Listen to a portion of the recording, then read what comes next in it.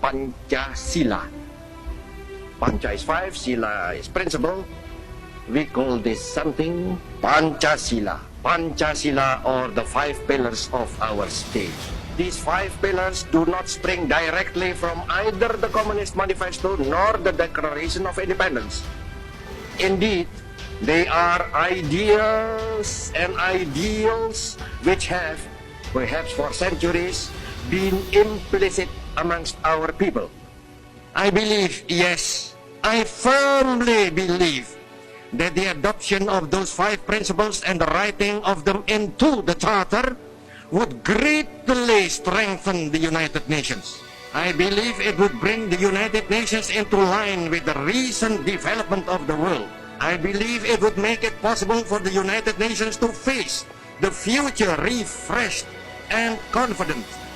Finally, I believe that the adoption of Pancasila as a foundation of the Charter Indonesia would make the bukanlah Charter negeri yang more lahir dari suatu suara. wholeheartedly acceptable Ia lahir to dari all ribuan members, budaya, both old, ratusan bahasa, and dan new. berjuta kisah manusia.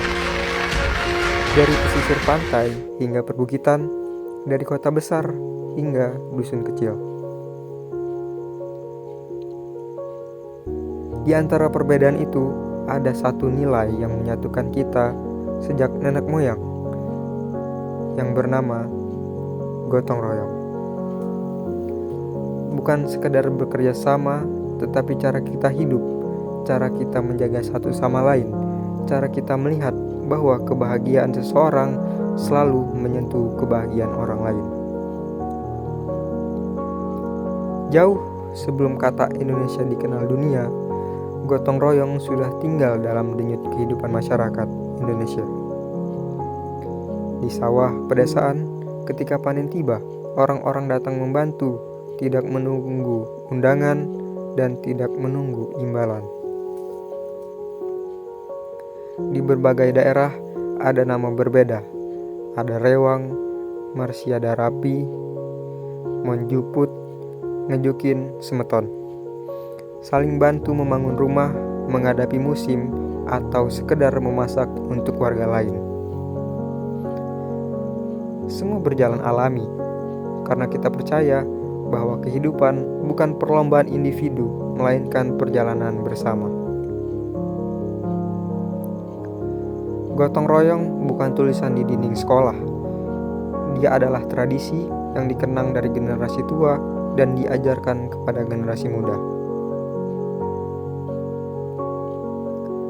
Ketika penjajahan datang, Indonesia tidak memiliki senjata canggih, tidak punya teknologi modern, tidak punya sekutu yang kuat. Yang kita punya hanyalah satu, yaitu kebersamaan.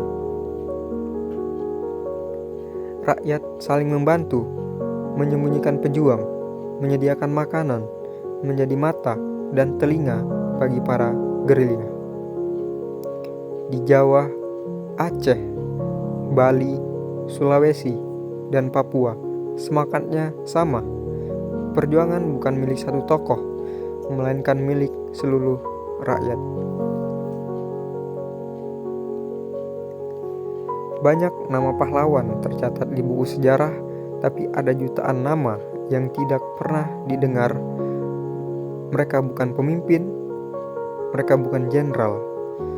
Mereka adalah tetangga, petani, nelayan, dan ibu rumah tangga yang mengorbankan sedikit miliknya untuk sesuatu yang bernama kemerdekaan.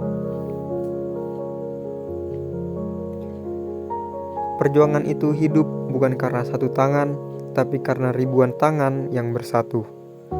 Saat kemerdekaan tiba, para pendiri bangsa bertanya, apa yang akan menjadi dasar hidup Indonesia? Bung Karno menyebut dengan jelas gotong royong sebagai sintesis dari suatu seluruh nilai, seluruh agama, seluruh budaya. Jika Pancasila dibaca satu persatu, kita akan menemukan benang merahnya. Ketuhanan yang Maha Esa mengajarkan semua saling menghormati keyakinan, kemajemukan bukan ancaman. Kemanusiaan yang adil dan beradab mengajarkan kita memandang manusia sebagai manusia, tanpa melihat asal dan bentuknya. Persatuan Indonesia bukan sekedar bendera dan lagu, tapi kesadaran bahwa tanpa satu sama lain kita akan runtuh. Kerakyatan bukan soal siapa menang debat, tapi bagaimana mendengar, bagaimana mencari jalan, bagaimana menyelesaikan masalah. Dan yang terakhir, keadilan sosial. Bukan hadiah, tapi suatu tujuan yang hanya bisa kita capai jika semua orang bergerak bersama. Pancasila bukan papan tulis, dia adalah cermin yang merefleksikan jati diri bangsa. Kita hidup di era yang berubah cepat, teknologi semakin maju, media sosial memudahkan kita bertemu, tapi juga perlahan membuat kita berjalan sendiri. Persaingan, ambisi, ego membuat banyak orang memilih aku daripada kita. Gotong royong perlahan dianggap kuno, seakan tidak cocok di dunia modern. Padahal ketika banjir datang, ketika gempa mengguncang, ketika satu keluarga kehilangan rumah, yang bergerak pertama bukanlah sistem, melainkan manusia, warga, tetangga, orang yang tidak saling kenal tapi merasa terpanggil untuk membantu. Disitulah kita kembali diingatkan, Indonesia bukan kuat karena individu. Indonesia kuat karena orang-orangnya saling menopang. Gotong royong bukanlah pekerjaan besar, kadang ia hadir dalam tindakan yang kecil. Memberi tumpangan pada teman, menjelaskan pelajaran pada teman yang tidak paham, mengeratkan hubungan dengan tetangga, menghormati perbedaan, dan tidak membiarkan teman jatuh sendirian. Kita tidak perlu menjadi pahlawan perang, cukup menjadi manusia yang peduli, yang sadar bahwa kebersamaan adalah kekuatan.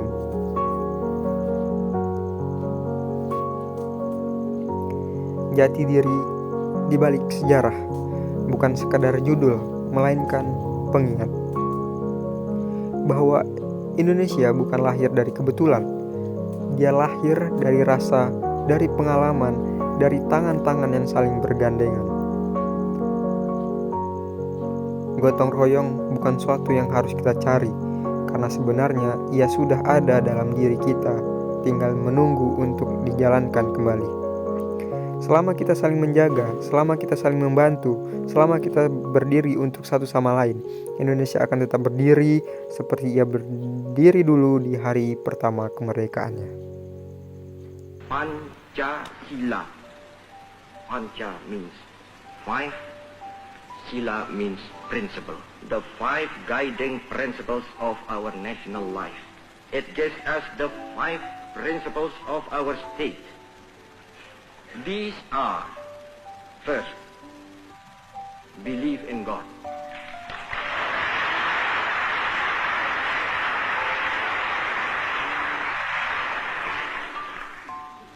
Second, humanity.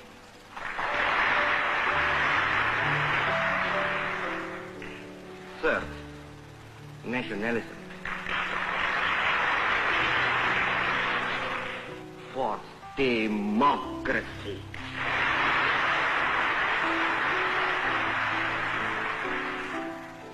Fifth, social justice. Bahwa Pancasila itu adalah benar-benar satu dasar yang dinamis, satu dasar yang benar-benar dapat menghimpun segenap tenaga rakyat Indonesia, satu dasar yang benar-benar bisa mempersatukan rakyat Indonesia itu untuk bukan saja mencetuskan revolusi, tetapi juga mengakhiri revolusi ini dengan hasil yang baik. Maka aku adalah sebenarnya utusan, wakil daripada revolusi Indonesia. Revolusi Indonesia ini bukan revolusi Soekarno, tetapi revolusi daripada seluruh rakyat Indonesia, dari Sabang sampai Merauke.